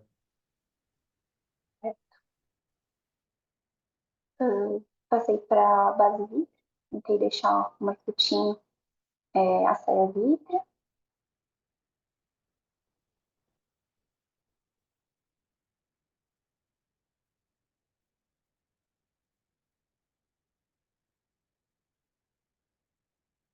Fiz a troca do ar bem lento, né, aspirando todo o líquido na borda da rotura, antes de começar a diminuir o perfil, e realizei aqui o laser na região da rotura.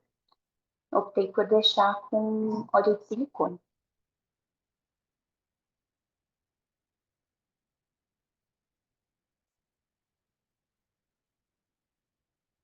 Aqui o aspecto com 2 semanas de pós-operatório, já apresentando uma acuidade visual sem correção de 20 a 125, e esse aspecto na fundoscopia.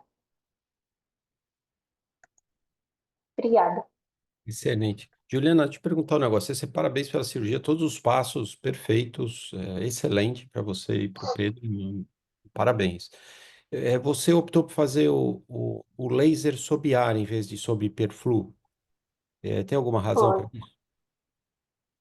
Não, professor, na verdade, a gente tentou fazer a troca, a retina deu certo, né? A retina não escorregou nada, então deu Professor, certo de fazer sob ar. Tá. na verdade, eu acho que uma coisa que vale a pena, que foi comentado algumas vezes aqui, a questão de fazer a troca perfluorólica, às vezes é necessário nesses casos, né? Particularmente, eu não gosto muito, né? Assim, se for necessário, óbvio, a gente vai fazer. Então, o que eu tinha falado para a Ju na hora foi, olha, pô, enche de perflúor, vai fazer a troca lenta, igual a gente já, né, foi bem discutido aqui. Ficou bem, é ótimo, porque a visualização sob ar te dá um campo maior de visão. Na minha opinião, Isso. facilita fazer o laser quando você está nessa situação, ver estruturas mais anteriores, né? Então, eu acho que, de modo geral, quando é possível fazer o laser sob ar, quando você vai fazer extenso em áreas que são pouco acessíveis, é interessante tentar fazer sob ar. Então, aqui era uma tentativa do tipo, olha, fez a troca, ficou colado, ficou tudo bem. Primeiro que ganhamos essa etapa, não vai ter que fazer uma troca perfluoróleo e tem um acesso mais fácil para fazer o laser também. Caso tivesse escorregado, teria que pôr o perfluor novamente para fazer troca perfluoróleo e aí faria o laser sobre perfluor. Tá, Muito bem entendi. comentado. É Isso que mesmo, Pedro. Faço a mesma coisa. Até para evitar que o perfluo passe na borda, às vezes você não faz uma troca direitinho, ele faz migração subretiniana. Esse seria Exato. outra Uhum. observação. Mas o gás na periferia você vê muito melhor. Quando as culturas são periféricas, sob ar você vê muito melhor do que sob perfluo. Você vê até a Exato, é. órbita. Esse é um detalhe muito importante. Eu gosto Sim. também. Mas, É só mas fazer um aqui ajuste da visualização, né? O Bion, você sobe ele um pouquinho o foco, fica muito bom para ver e acho que ajuda bastante. o problema só que eu vejo sobre ar aqui não tem problema porque é um paciente automíope, a periferia você está vendo muito bem. Então você não precisa ver mais do Uhum. que o gasto. Estou falando especificamente para esse caso, certo? Ah, Certo. e algumas vezes, quando você fez a faco no paciente, você pode ter migração, por exemplo, de ar para a câmara anterior. Hum. Dependendo de como você fez faco mais vitré, e daí fica mais difícil de você visualizar. Então, alguns Uhum. casos, depois de a gente fazer a troca, a imagem, eu concordo para você que você aumenta, você diminui o zoom da imagem e você vê mais periferia. Em geral, concordo. Mas em alguns casos, você faz a troca e a visão piora, a visualização piora. Ah, a É lente, uma por faca exemplo. complicada, né, professor? Se teve rotura de cápsula. E aí fica É, difícil de você fazer o uhum. laser da forma que você queria. Ah, sim, Então, sim. Eu acho que é, esse é válido para esses casos que a gente viu que foi completamente sem complicações, né? Uma faca muito tranquila. Às vezes sim. até para evitar a migração, pode deixar a câmera anterior com metil, é uma coisa que ajuda, colocar metil atrás da lente, mas assim, aí já são, São já coisas já está trabalhosas. perdendo exato, já não está mais aí para ajudar, né? É. Seriam Quando casos necessários. eu Nesses, faço, nesses então, eu faço com automobiles eu perfil. evito a faca, por isso. Para não ter migração de óleo, para não ter.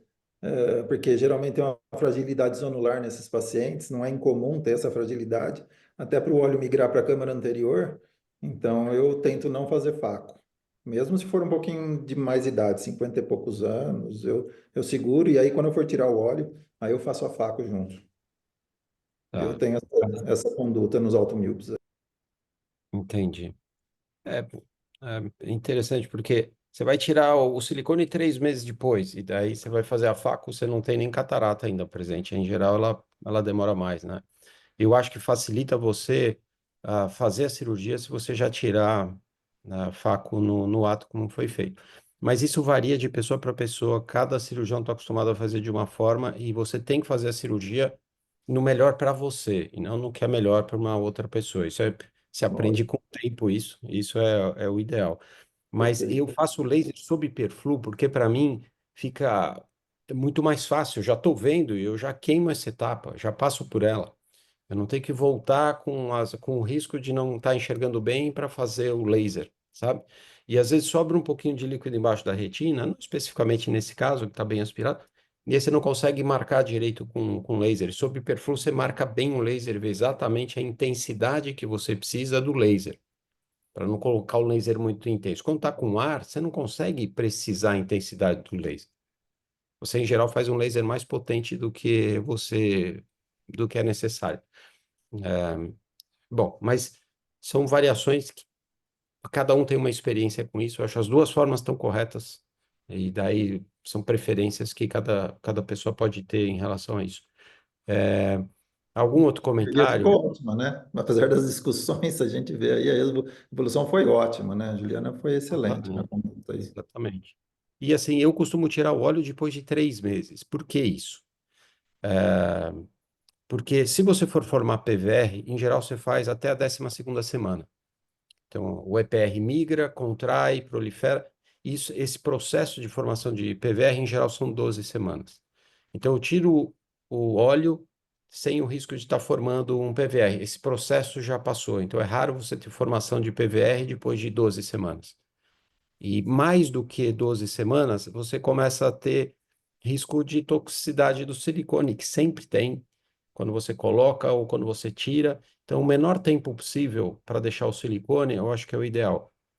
Então, nesses casos, eu tiro com 3 meses no máximo, eu não deixo 6 meses com silicone, porque não vai ter benefício nenhum, a retina já está na posição, mas eu vou aumentar o risco desse paciente. Algum outro comentário? Adicionando esse aí da toxicidade, se você Uhum, passa tempo mais de 6 meses, você começa a mucificar o óleo. E aquelas também. bolinhas, certo? Você não consegue lavar, essas bolinhas a longo prazo vão causar problema tipo glaucoma nesses pacientes que vai entupir lá o trabeculado. Então, você nunca consegue, depois que mucificou o óleo, você nunca consegue limpar completamente o olho do óleo. É impossível. Eu recentemente operei uma paciente, Jorge, que ela tinha silicone há meses dentro do olho. Eu não lembro, não fui eu que operei, ela veio porque ela tinha que tirar o silicone. Eu tirei o silicone. Aí, durante a cirurgia, eu não conseguia estar visualizando bem, eu perdi um pouquinho de foco a cirurgia, né? Você tira. Ela tinha, depois que você tira e faz a troca, né? Porque ela tinha gotículas pequenas que não dá para ver, estavam no trabeculado superior. E quando ela deita, essas gotículas vieram para o endotélio, né? Então ela teve uma emulsificação pequena, essa emulsificação pequena não era visível, estava no trabeculado. E quando ela deita para fazer a troca, para tirar o silicone, essas gotículas migram para a face posterior da córnea, no eixo visual de quem está operando, e isso dificulta a visualização, sabe? Então Mas também você vai ter que limpar é, isso aí, porque vai causar glaucoma, ela sempre vai ficar vendo as bolinhas na hora que é, ficar posição deitada de costa, então vai ser terrível. é, Mas não é fácil, não. Eu concordo com o Sérgio. Teve pacientes. Eu, às vezes, faço troca 2 vezes, 3 vezes, porque essas gotículas ficam no recesso mesmo. E se durante a cirurgia ela vem do jeito que o Sérgio falou, aí eu uso da metilcelulose na câmara anterior para tentar ir tirando, só deslocando ela do centro para não me atrapalhar, né? Para visualizar o segmento posterior. Mas essas gotículas, elas dão trabalho. Eu já tentei é um fazer, teve trabalho. Tem que fiz tirar 2, 3 totalmente. trocas para tentar lavar essa região, que é a região, elas ficam no recesso mesmo, quando você coloca, faz a troca por ar, e aí lava de novo, eu coloco de novo, já fiz isso. Tem pacientes que eu faço 2, 3 vezes. Se está muito emulsificado, eu faço 2, 3 vezes essa troca para tentar mobilizar essas gotículas que ficam na periferia. E muitas vezes migram para a câmara anterior, como o Sérgio comentou. Não são fáceis, não, dão trabalho. E o paciente, mesmo assim, às vezes eu tenho uns que ainda vê de vez em quando umas gotículas passando. Exatamente. Então, o silicone, quanto menos tempo, melhor. Não vejo sentido deixar mais que 3 meses, uma vez que a retina está estável. A gente só deixa cronicamente se o olho, aqueles olhos que você, PVRs recorrentes, corpo ciliar tracionado, você não consegue refazer a estrutura de corpo ciliar para produzir, o olho está hipotônico. Aí você mantém eventualmente o óleo de silicone para manter o tônus ocular, nem sei se funciona, né? Se ele consegue manter. Mas fora isso, em óleos como esse, menos tempo de silicone é melhor, né? Então, acho que 3 meses eu deixaria no máximo. Algum outro comentário? Então, Juliana, parabéns para você, parabéns para o Pedro, cirurgia muito bem realizada, o paciente ganhou a visão, foi de conta dedos aí para 20, 125, eu acho que ele vai melhorar essa visão ainda, né? Ah, e um pouco mais. Então, parabéns pela técnica cirúrgica e pelo segmento aí do paciente, tá, Juliana? Parabéns, tá? Obrigada a você. Parabéns pela assessoria do Pedro também, Pedro Braga, tá? Muito bom. Então, eu queria agradecer a todos que participaram aqui da reunião. Foram várias, né? A Juliana que apresentou o caso cirúrgico, a Bianca que apresentou o artigo, o Daniel Motti que fez a imagem, o Guilherme Fonseca que fez o caso clínico. Também agradecer os assistentes aqui do AQC que discutiram e de fora, né? O André Croix, o Jorge Rocha, Maria Tereza Bonanomi, o Hélio Primiano, a Elisa Miranda também discutiu, a Lívia Conce discutiu também, o Pedro Braga. Então, os comentários aqui nos textos do Sacuno e do Gilberto, né? E do Diogo também, que colocou. Então, agradeço a todos. Quinta-feira que vem a gente está de volta para outra reunião, tá bom? Um abração a todos. Boa sexta-feira para todo mundo. Bom final de semana. Tudo de bom.